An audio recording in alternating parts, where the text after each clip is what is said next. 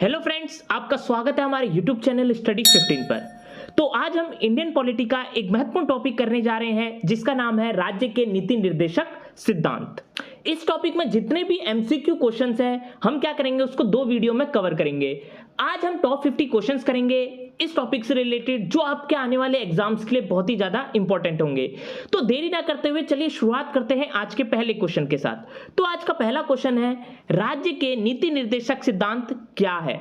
Important question है exam point of view से कि जो राज्य के नीति निर्देशक सिद्धांत है वह क्या है। तो जो राज्य के नीति निर्देशक सिद्धांत है ये ऐसे सिद्धांत है जिनके द्वारा राज्य को अच्छा शासन चलाने के निर्देश दिए जाते हैं। तो इसलिए जो इसका सही आंसर है वो है आंसर नंबर बी।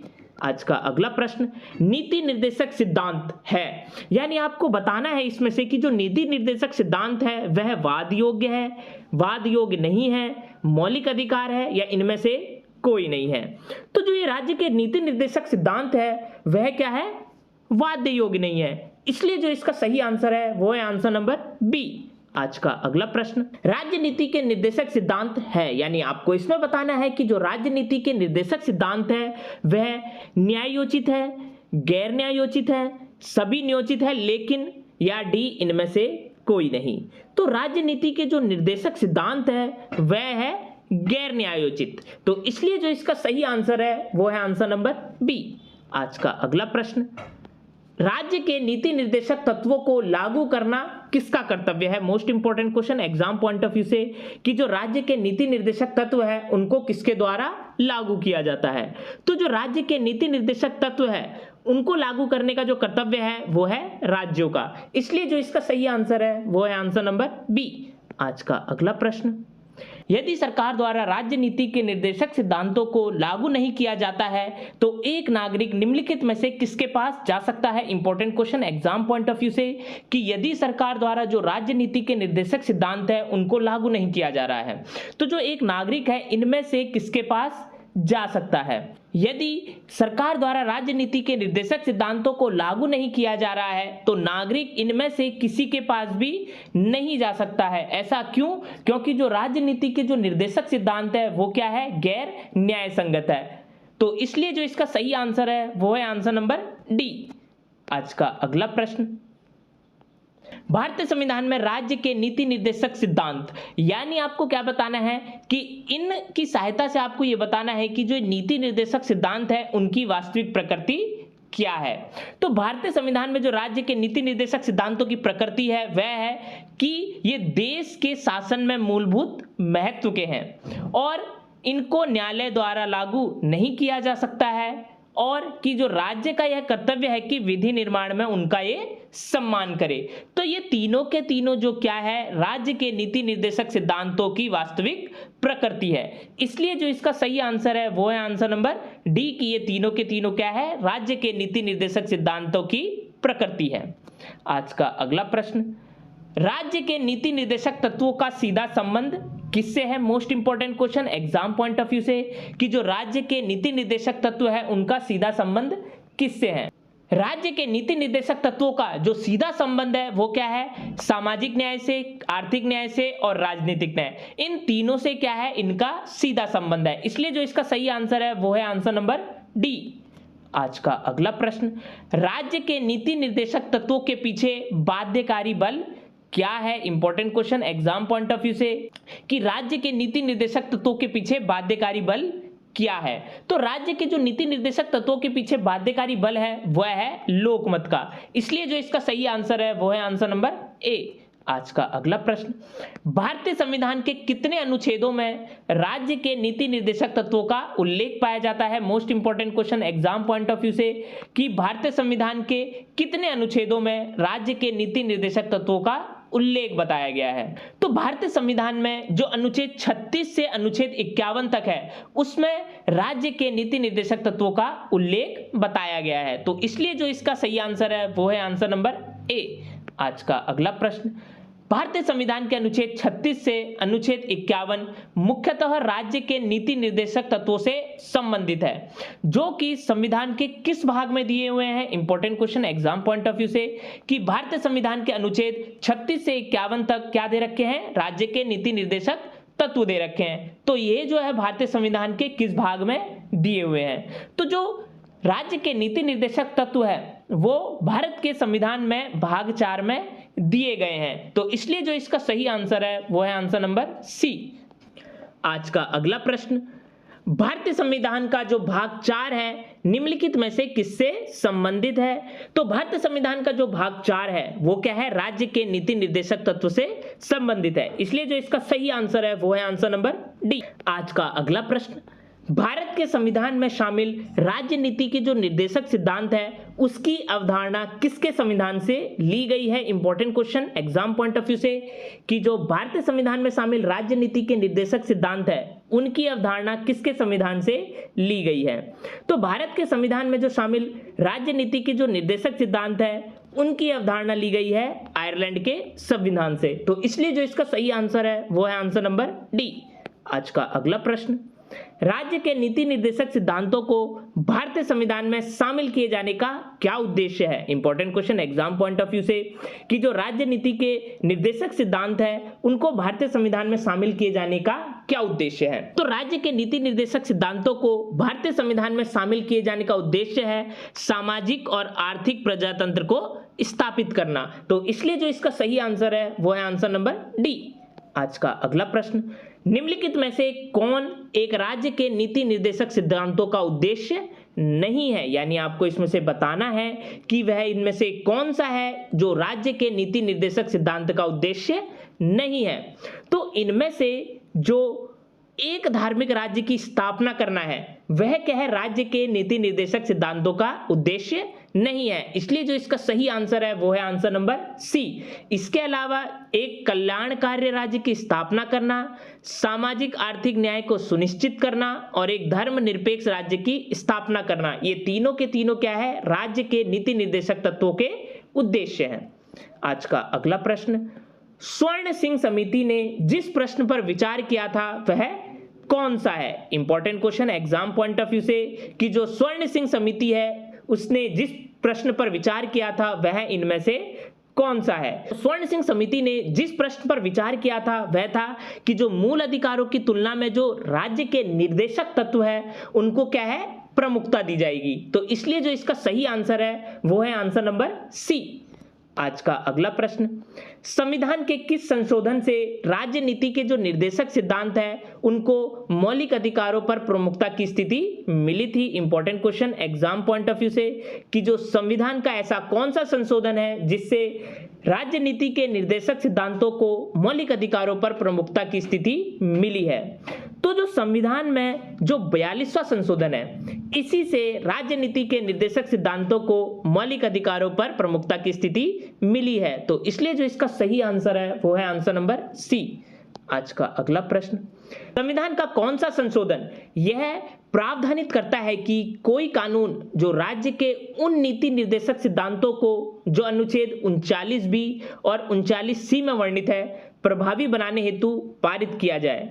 इस कारण से निरस्त नहीं किया जाएगा कि वह अनुच्छेद 14 और 19 में प्रदत्त अधिकारों को सीमित करता है। यानी इनमें से आपको बताना है कि संविधान का वह कौन सा संशोधन है जो यह प्रावधानित करता है कि कोई भी कानून जो राज्य के उन नीति निर्देशक सिद्धांतों को जो अनुच्छेद 39B और 39C में वर्णित है प्रभावी बनाने हेतु पारित किए जाए।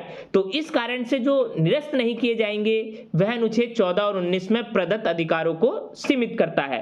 तो संविधान का जो 42वां संशोधन है इसी में यह प्रावधानित किया गया था कि जो कोई भी कानून है वो राज्य के उन नीति निर्देशक सिद्धांतों को जो अनुच्छेद 39B और 39C में वर्णित है प्रभावी बनाने हेतु पारित किए जाए। तो इस कारण से क्या आएगा कि जो अनुच्छेद 14 और 19 में जो प्रदत्त अधिकार है उनको सीमित किया जाएगा। तो इसलिए जो इसका सही आंसर है वो है आंसर नंबर सी।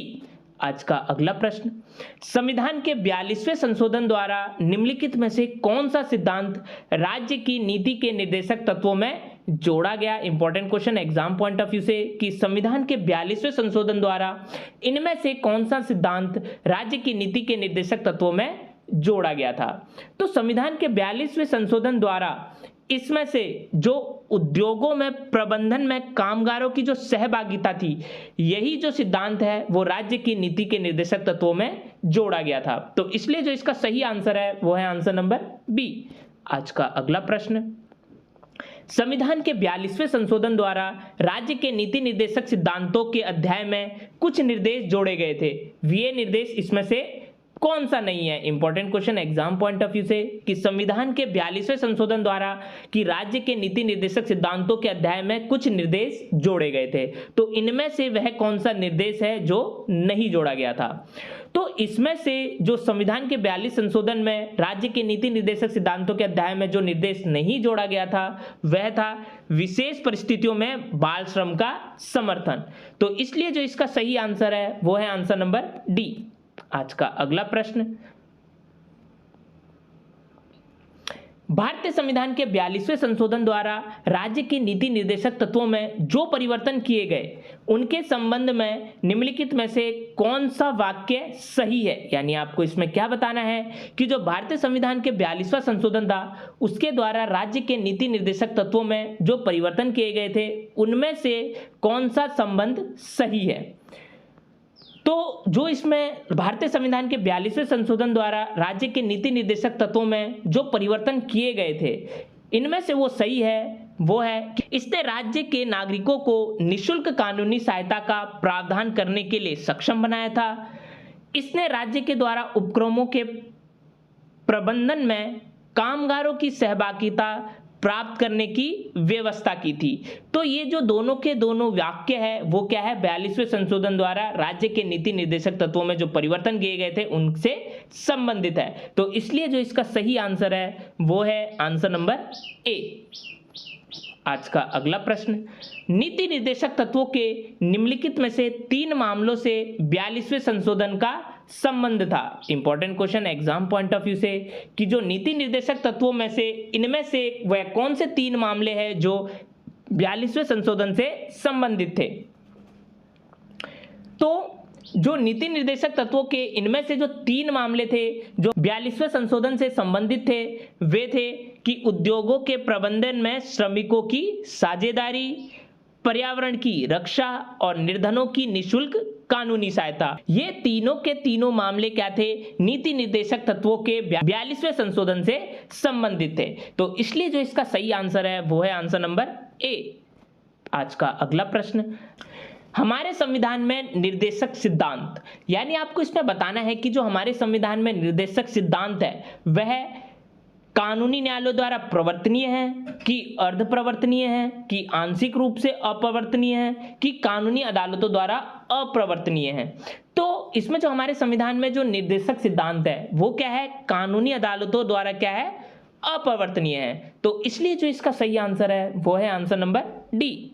आज का अगला प्रश्न, भारतीय संविधान का कौन सा अनुच्छेद यह निर्धारित करता है कि राजकीय नीति के निर्देशक सिद्धांत किसी न्यायालय द्वारा लागू नहीं किए जा सकते? Most important question exam point of view से, कि इसमें से वह कौन सा अनुच्छेद है जो निर्धारित करता है कि राजकीय नीति के निर्देशक सिद्धांत किसी भी न्यायालय द्वारा लागू नहीं किए जा सकते हैं। तो भारतीय संविधान का जो अनुच्छेद 37 है वही यह निर्धारित करता है कि जो राजकीय नीति के निर्देशक सिद्धांत है वह किसी भी न्यायालय द्वारा लागू नहीं किए जा सकते। तो इसलिए जो इसका सही आंसर है वो है आंसर नंबर सी। आज का अगला प्रश्न, भारतीय संविधान के निम्नलिखित में से किस भाग में सामाजिक एवं आर्थिक लोकतंत्र को सुनिश्चित किया गया है? Important question exam point of view से, कि जो भारतीय संविधान के किस भाग में सामाजिक एवं आर्थिक लोकतंत्र को सुनिश्चित किया गया है? तो भारतीय संविधान में जो राज्य नीति के निर्देशक सिद्धांत है इसी में सामाजिक और आर्थिक लोकतंत्र को क्या किया गया है? सुनिश्चित किया गया है। तो इसलिए जो इसका सही आंसर है वो है आंसर नंबर सी।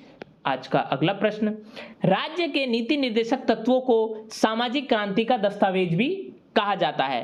तो संविधान का कौन सा अनुच्छेद इसकी और इसको इंगित करता है? Important question exam point of view से, कि राज्य के जो नीति निर्देशक तत्व है उनको सामाजिक क्रांति का दस्तावेज भी कहा गया है। तो वह आपको बताना है कि वह कौन सा अनुच्छेद है जो इसकी और इसको इंगित करता है। तो जो संविधान का अनुच्छेद 38 है यही क्या है? राज्य के नीति निर्देशक तत्वों को इसकी ओर इंगित करता है। तो इसलिए जो इसका सही आंसर है वो है आंसर नंबर ए। आज का अगला प्रश्न, कौन सा नीति निर्देशक तत्व 44वें संविधान संशोधन द्वारा जोड़ा गया? Important question exam point of view से आपको बताना है कि इसमें से कौन सा ऐसा नीति निर्देशक तत्व है जो 44वें संशोधन द्वारा जोड़ा गया था। तो इसमें से जो व्यष्टियों और समूहों के बीच आय की और प्रतिष्ठा की, यह जो तत्व है वो 44वें संविधान संशोधन द्वारा जोड़ा गया था। तो इसलिए जो इसका सही आंसर है वो है आंसर नंबर ए। आज का अगला प्रश्न, भारतीय संविधान के किस भाग में भारत को एक कल्याणकारी राज्य के रूप में स्थापित करने की बात कही गई है? इंपॉर्टेंट क्वेश्चन कि इसमें से ऐसा कौन सा भाग है भारतीय संविधान का जिसमें भारत को एक कल्याणकारी राज्य के रूप में स्थापित करने की बात कही गई है? तो भारतीय संविधान में जो भाग 4 है जो है राज्य नीति के निर्देशक सिद्धांत से रिलेटेड, तो इसी में भारत को कल्याणकारी राज्य के रूप में स्थापित करने की बात कही गई है। तो इसलिए जो इसका सही आंसर है वो है आंसर नंबर सी। आज का अगला प्रश्न, भारत के संविधान का कौन सा अनुच्छेद भारत को कल्याणकारी राज्य घोषित करने से संबंधित है? Most important question exam point of view से, भारत के संविधान का ऐसा कौन सा अनुच्छेद है जो भारत को कल्याणकारी राज्य घोषित करने से संबंधित है? तो जो भारत के संविधान का अनुच्छेद 39 है, इसी में भारत को कल्याणकारी राज्य घोषित करने की बात कही गई है। तो इसलिए जो इसका सही आंसर है वो है आंसर नंबर बी। आज का अगला प्रश्न, कल्याणकारी राज्य का क्या उद्देश्य है? Important question exam point of view से कि जो कल्याणकारी राज्य है इससे हमारा क्या उद्देश्य है? तो कल्याणकारी राज्य का जो उद्देश्य है वह है कि अधिकतम संख्या का अधिकतम कल्याण सुनिश्चित करना। तो इसलिए जो इसका सही आंसर है वो है आंसर नंबर ए।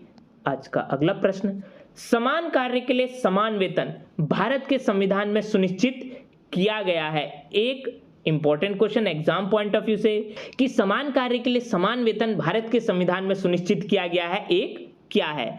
तो समान कार्य के लिए जो समान वेतन भारत के संविधान में सुनिश्चित किया गया है, एक राज्य के नीति निर्देशक सिद्धांत का क्या है वो अंग है। तो इसलिए जो इसका सही आंसर है वो है आंसर नंबर बी।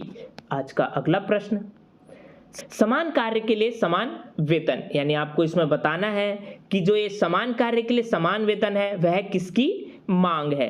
तो समान कार्य के लिए जो समान वेतन है वो क्या है? आर्थिक अधिकार के लिए राजनीतिक मांग है। तो इसलिए जो इसका सही आंसर है वो है आंसर नंबर बी। आज का अगला प्रश्न, निम्नांकित में से कौन सा राज्य की नीति के निर्देशक तत्वों में निहित है? Important question exam point of view से आपको बताना है कि इनमें से वह कौन सा तत्व है जो राज्य की नीति निर्देशक तत्वों में निहित है। तो इसमें से जो पुरुषों और स्त्रियों दोनों को समान कार्य के लिए समान वेतन, ये क्या है? राज्य की नीति के निर्देशक तत्वों में निहित है। तो इसलिए जो इसका सही आंसर है वो है आंसर नंबर डी। आज का अगला प्रश्न, संविधान के अंतर्गत काम का अधिकार कहां पाया जा सकता है? Most important question exam point of view से कि संविधान के अंतर्गत काम का अधिकार कहां पाया जा सकता है? तो संविधान के अंतर्गत जो काम का अधिकार है वह पाया जा सकता है राज्य के नीति निर्देशक सिद्धांतों में। तो इसलिए जो इसका सही आंसर है वो है आंसर नंबर बी।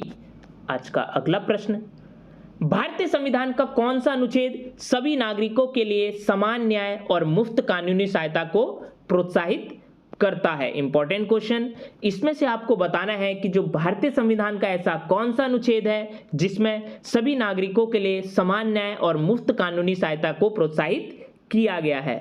तो भारतीय संविधान का जो अनुच्छेद 39A है, इसी में सभी नागरिकों के लिए समान न्याय और मुफ्त कानूनी सहायता को प्रोत्साहित किया गया है। तो इसलिए जो इसका सही आंसर है वो है आंसर नंबर सी।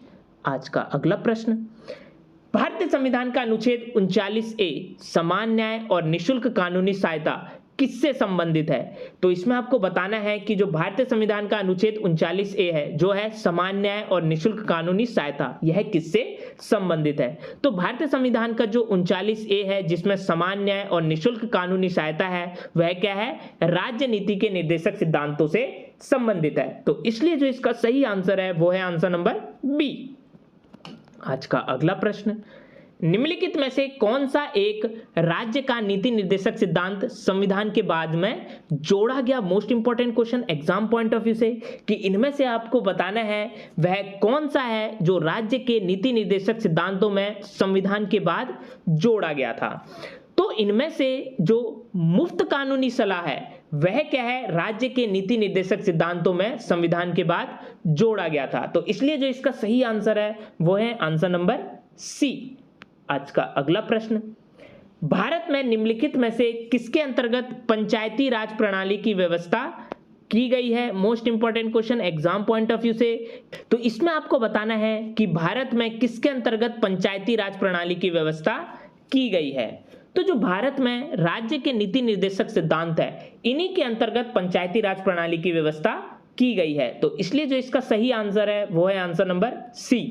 आज का अगला प्रश्न, भारतीय संविधान का कौन सा अनुच्छेद राज्य सरकारों को ग्राम पंचायतों के गठन का निर्देश देता है? Important question exam point of view से, कि इसमें से भारतीय संविधान का वह कौन सा अनुच्छेद है जिसमें राज्य सरकारों को ग्राम पंचायतों के गठन का निर्देश दिया जाता है? तो भारतीय संविधान का जो अनुच्छेद 40 है वह क्या है? राज्य सरकारों को ग्राम पंचायतों के गठन का निर्देश देता है। इसलिए जो इसका सही आंसर है वो है आंसर नंबर सी।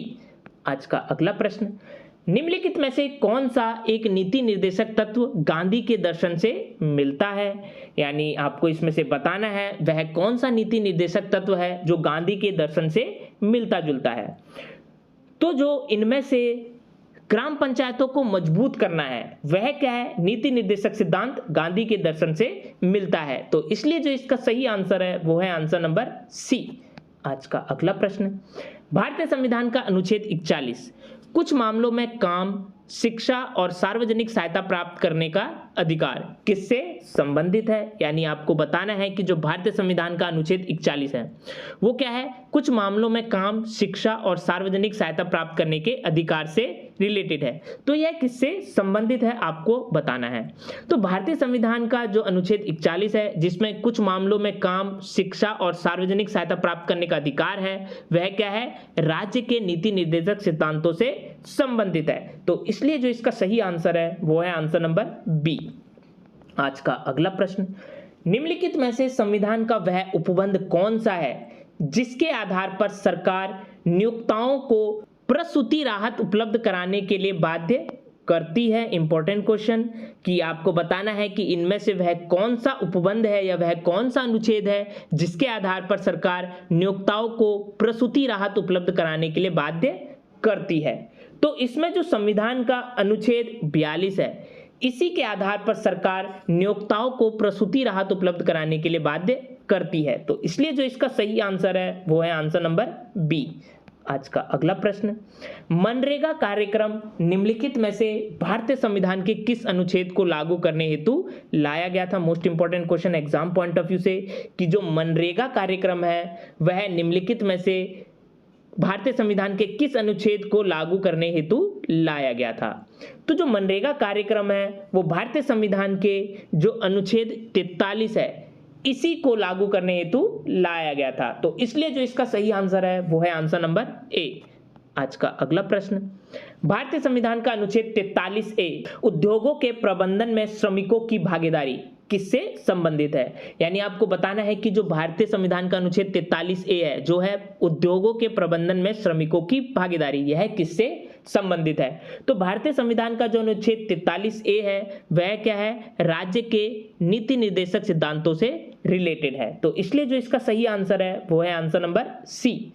आज का अगला प्रश्न, उद्योगों के प्रबंध में कर्मकारों को भाग लेना भारतीय संविधान के है। Important question exam point of view से, आपको बताना है कि जो उद्योगों के प्रबंध में कर्मकारों को भाग लेना भारतीय संविधान के किस अनुच्छेद में दिया गया है? तो उद्योगों के प्रबंध में जो कर्मकारों को भाग लेना है वो भारतीय संविधान के अनुच्छेद 43A में दिए गए हैं। तो इसलिए जो इसका सही आंसर है वो है आंसर नंबर सी।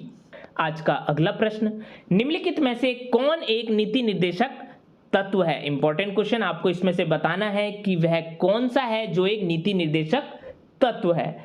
तो इसमें से जो समान आचार संहिता है वो क्या है? एक नीति निर्देशक तत्व है। तो इसलिए जो इसका सही आंसर है वो है आंसर नंबर ए। आज का अगला प्रश्न, भारत के संविधान का निम्नलिखित में से कौन सा अनुच्छेद समान नागरिक संहिता से संबंधित है? Most important question exam point of view से कि भारत के संविधान का वह कौन सा अनुच्छेद है जिसमें समान नागरिक संहिता ली गई है। तो भारत के जो संविधान का अनुच्छेद 44 है, इसमें समान नागरिक संहिता से यह संबंधित है। तो इसलिए जो इसका सही आंसर है वो है आंसर नंबर ए। आज का अगला प्रश्न, भारतीय संविधान का अनुच्छेद 44 नागरिकों के लिए समान नागरिक संहिता है, वह इनमें से किससे संबंधित है? यानी आपको बताना है कि जो भारतीय संविधान का अनुच्छेद 44 है वह नागरिकों के लिए क्या है, समान संहिता से रिलेटेड है। तो आपको बताना है कि इनमें से वह किससे यह संबंधित है। तो भारतीय संविधान का जो अनुच्छेद 44 है जो नागरिकों के लिए समान नागरिक संहिता है, वह क्या है, राज्य के नीति निर्देशक सिद्धांतों से संबंधित है। तो इसलिए जो इसका सही आंसर है वो है आंसर नंबर ए। आज का अगला प्रश्न, रोमन कैथोलिक पादरी केस और जॉन वाल्डमार्टन बनाम भारत संघ किससे संबंधित है? Important question exam point of view से कि जो रोमन कैथोलिक पादरी केस और जॉन वाल्डमार्टन बनाम भारत संघ था वह किससे संबंधित है? जो रोमन कैथोलिक पादरी केस और जॉन वाल्डमार्टन बनाम भारत संघ था वह क्या था, एक समान सिविल संहिता कानून से संबंधित था। तो इसलिए जो इसका सही आंसर है वो है आंसर नंबर ए। आज का अगला प्रश्न और अंतिम प्रश्न, नीति निर्देशक तत्वों में समान नागरिक संहिता का सुझाव सुनिश्चित करता है? Important question exam point of view से कि जो नीति निर्देशक तत्वों में समान नागरिक संहिता का सुझाव है वह क्या सुनिश्चित करता है? तो जो नीति निर्देशक तत्वों में समान नागरिक संहिता का सुझाव है वो क्या है, राष्ट्रीय एकीकरण को सुनिश्चित करता है। तो इसलिए जो इसका सही आंसर है वो है आंसर नंबर सी।